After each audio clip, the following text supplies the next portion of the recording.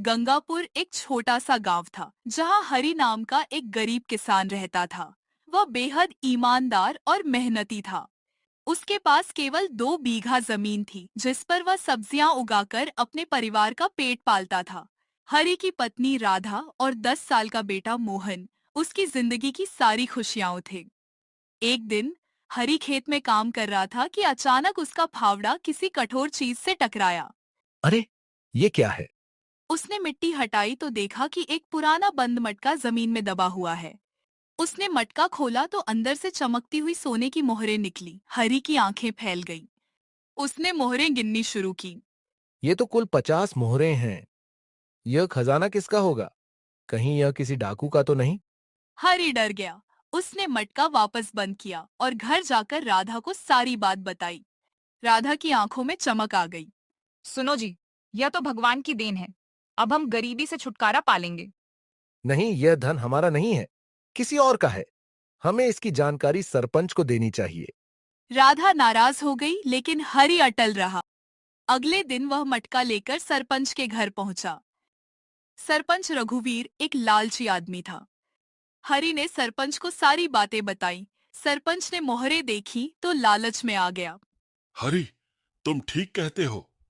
यह खजाना किसी की धरोहर है। मैं इसे सुरक्षित रखूंगा और जल्द ही इसके बारे में सरकारी अधिकारियों को सूचित करूंगा। हरि को सरपंच की बातों पर थोड़ा शक हुआ लेकिन उसने चुपचाप मटका सरपंच को दे दिया। कुछ दिन बीत गए। गांव में बात फैली कि सरपंच ने एक नया ट्रैक्टर खरीदा है। हरि को समझ आ गया कि सरपंच ने उस खजाने को हड़प लिया है। वह बहुत दुखी हुआ लेकिन हरि सरपंच के खिलाफ कुछ कर नहीं सकता था।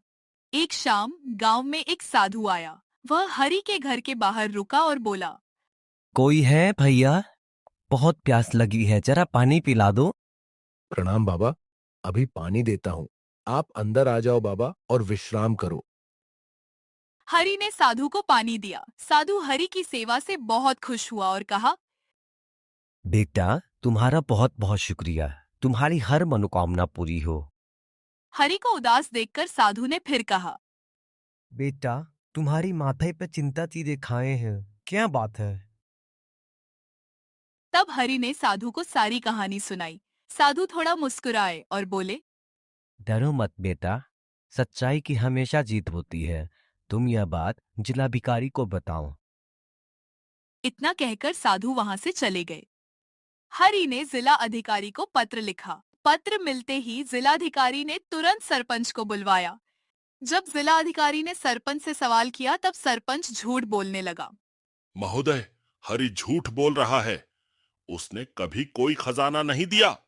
लेकिन जिलाधिकारी ने पत्र और मुहर की जांच करवाई। पता चला कि यह असली था। सरपंच के पास से बाकी मोहरें भी बरामद हुईं। जब जांच शुरू हुई तो पता चला कि मटके में राजा सूरजमल के समय का खजाना था, जो किसी ऐतिहासिक धरोहर का हिस्सा था। सरपंच ने उसे चोरी छिपे बेचकर उन पैसों से ट्रैक्टर खरीदा था। सरपंच को गिरफ्तार कर लिया गया।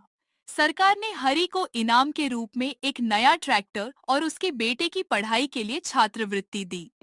अगली बार जब गांव में नया चुनाव हुआ तो लोगों ने हरि को ही नया सरपंच चुन लिया। हरि ने गांव की तरक्की के लिए काम करना शुरू किया। उसकी ईमानदारी और मेहनत ने गंगापुर को एक समृद्ध गांव बना दिया और इस तरह एक गरीब किसान की ईमानदारी ने उसकी किस्मत बदल दी।